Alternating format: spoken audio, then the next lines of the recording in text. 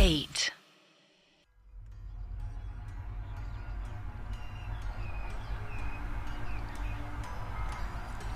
एक महीने पहले की बात है। सुबह का वक्त था। सोनीपत के गुहाना गांव के एक घर में 60 साल की ब्रिजेश लाठी के सहारे बाथरूम जा रहे थे। गांव के पुराने घरों में अक्सर बाथरूम घर में नहीं, घर के आंगन की दूसरी तरफ बने होते हैं, क्योंकि बाथरूम घर के बनने के कुछ सालों बाद बनाए गए होते हैं। गांव के गरीब किसान पैसे जोड़ते जोड़ते टुकड़ों में घर पूरा किया करते हैं। ब्रिजेश आंगन पार कर ही चुके थे। 60 साल की उम्र थी उनकी। काया 80-90 साल के किसी बुजुर्ग जैसी हो गई थी। चलते हुए उनकी पीठ झुकी हुई और सांस थोड़ी फूली हुई थी। किसी तरह वो बाथरूम पहुंचे और उन्होंने अंदर जाके दरवाजा बंद कर दिया। कुछ सेकंड बाद बाथरूम में से एक आवाज आई। ब्रिजेश की पत्नी लाजवंती घर में से निकली। वो लगभग 55 साल की मजबूत शरीर की महिला थी। लाजवंती तेज कदमों से चलती हुई बाथरूम के पास पहुंची।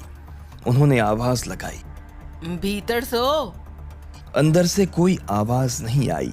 लाजवंती ने दरवाजे को धक्का दिया। दरवाजा खुल गया। लाजवंती ने अंदर जाके देखा। फिर वो तेज कदमों से घर के अंदर गई। कुछ देर में वो घर से निकली तो किसी से फोन पे बात कर रही थी। हाँ, अभी अच्छा। लाजवंती ने कुछ सेकंड के लिए फोन पे कही गई बात सुनी, फिर कॉल डिस्कनेक्ट कर मोबाइल आंगन में खाट पे रखा। वो तेज कदमों से अंदर गईं। जब वो घर से निकली तो उनके एक हाथ में पानी गर्म करने की इलेक्ट्रॉनिक रॉड थी और दूसरे हाथ में पानी से भरी एक बाल्टी। उन्होंने पानी भरी बाल्टी बाथरूम के बाहर रखी और उसमें हीटिंग रॉड डाली, फिर उसका प्लग बिजली के सॉकेट में डाला। ये करने के बाद लाजवंती घर के दरवाजे पर गईं और दरवाजे की कुंडी खोली। उन्होंने बाहर गली में इधर उधर देखा और फिर अचानक रोते हुए चिल्लाने लगी, अरे मर गया रे, मर गया, मर गया रे। काले दिन काली रातें काली सोच काली बातें, काले दिन काली रातें काली सोच काली बातें, काले जुबां पे काला स्वाद है, काला धंधा काला बाजार है। हॉस्पिटल की बेसमेंट में रात का वक्त। आकांक्षा कार में डरी हुई बैठी थी। सचिन ने अभी अभी दरवाजा बंद किया था।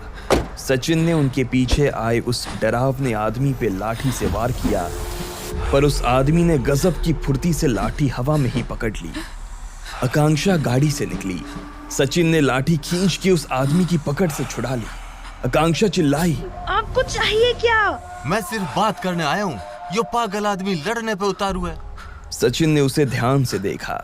वो दिखने में डरावना था, पर आकांक्षा से बात करते हुए उसकी बॉडी लैंग्वेज उनको नुकसान पहुंचाने की नहीं थी। भाई पहला तो ये लाठी नीचे रख और शांति से मेरी बात सुन। क्या बात करनी है?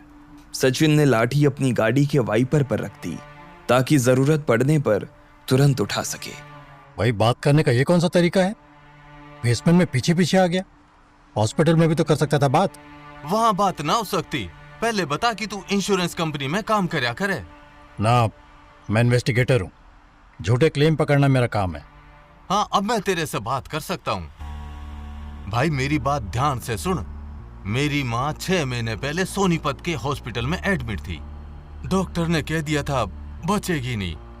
उस टाइम एक आदमी आया था मेरे पास, बोलिया कि वो मेरी माँ का इंश्योरेंस करवा देगा और उसमें उसके और मेरे पैसे बन जाएंगे। मैंने कुछ नहीं करना था, बस हाँ करनी थी और बाकी सारा काम, बैंक अकाउंट, फार्म भरना, पैन कार्ड, वो सब वो करने वाला था। भाई मेरी माँ मन्ने बहुत प्यारी थी। मेरा खून इस्सा जलिया उसकी बात सुन के। मन्ने वो आदमी डांट के भगा दिया। बाद में मन्ने पता चला कि मेरे एक दोस्त जिसके पिताजी भी बहुत बीमार थे, उसको भी इससे ही एक आदमी ने कांटेक्ट करया था इंश्योरेंस करवाने के लिए। भाई मैंने आज इंक्वायरी ऑफिस के बाहर तेरी बात सुनी। वो सुन के मने लगे कि इंश्योरेंस के कुछ गड़बड़ केसों की जानकारी निकाल रहा था तू, तो मने लगे तुझे बता दूं। ये कब हुआ था? 8 महीने हो गए होंगे। और माताजी को क्या हुआ था? कैंसर। फिर शुरू हुआ एक के बाद एक लोगों से पूछताछ का सिलसिला। सचिन और आकांक्षा जींद गांव की एक एक घर के सामने से गुजरे। राम राम जी। आप प्रकाश जी? हाँ बेटा बोल, क्या बात होगी? सर, आपने अपनी बीवी का ग्रेट भारत से इंश्योरेंस कराया था। घर का दरवाजा उनके मुंह पे बंद कर दिया गया। तुम कार में वेट नहीं कर सकती थी? I am sorry. अगले दिन सचिन एक बड़े सरकारी हॉस्पिटल में रिपोर्ट एक डॉक्टर को दिखा रहा था। आकांक्षा सचिन के पीछे खड़ी थी। डॉक्टर साहब, धर्मवीर जी की डेथ आपके हॉस्पिटल में हुई थी। रिपोर्ट पे आपके साइन है। हाँ तो इनको पहले से कोई बीमारी थी? इस रिपोर्ट में लिखा हुआ है कि इस पेशेंट का एक्सीडेंट हुआ और यहाँ पहुँचने से पहले उसकी डेथ हो चुकी थी। तो इससे पहले इसे कोई बीमारी थी कि नहीं, सवाल का क्या मतलब? इनके मेडिकल रिकॉर्ड्स होंगे इस हॉस्पिटल में? कोई रिकॉर्ड ना है। डॉक्टर ने सचिन को घूर के देखा। बेटा, यहाँ से आप चले जाओ, वरना मैं पुलिस को बुला के हरासमेंट की कंप्लेंट कर दूंगा। जाओ चलो। उसके 2 दिन बाद सचिन और आकांक्षा सोनीपत की एक गांव की गली में थे। सचिन ने गली में खेलते एक बच्चे से पूछा, बेटा ये रामफल जी का घर कहाँ है? यो रहा सामने, पर घर पे कोई ना होगा। ओए मोनू, तेरे दादा से मिलने आया कोई? एक 9 साल का लड़का खेल छोड़ के उनके पास आया। बेटे रामफल जी आपके दादाजी हैं?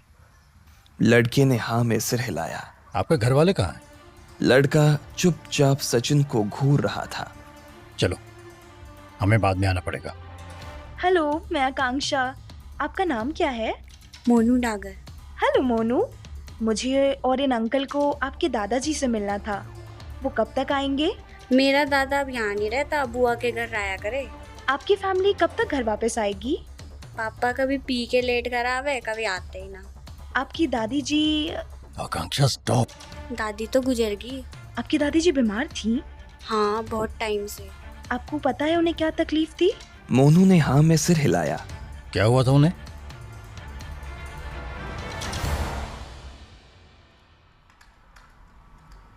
अपने ऑफिस में बैठा समीर बेदी कंफ्यूज्ड सचिन और आकांक्षा को देख रहा था। कैंसर? जी। गली में क्रिकेट खेलते एक बच्चे ने बोला है कि उसकी दादी को कैंसर था। That is not reliable information. Hospital में मिले उस आदमी ने यही बताया था। And it fits. Last stage cancer में डॉक्टर्स 2 से 6 महीने पहले फैमिली को बता देते हैं कि पेशेंट का ठीक होना पॉसिबल नहीं है। हमारे सभी सस्पिशियस केसेस में बैंक अकाउंट, पैन कार्ड बनवाने से क्लेम तक 2 से 6 महीने का ही गैप है। But that's impossible. पॉलिसी देने से पहले हम अच्छे से हेल्थ हिस्ट्री इन्वेस्टिगेट करते हैं। अगर आपका एक इन्वेस्टिगेटर खरीदा जा सकता है तो हेल्थ की इन्वेस्टिगेशन भी झूठी बन सकती है। Do you know how difficult that is? Company में मल्टीपल चेक होते हैं, पुलिस रिपोर्ट्स, डॉक्टर रिपोर्ट्स, वो भी इतने सारे केसेस में। 2.5-3 साल तक ऐसा फ्रॉड करना।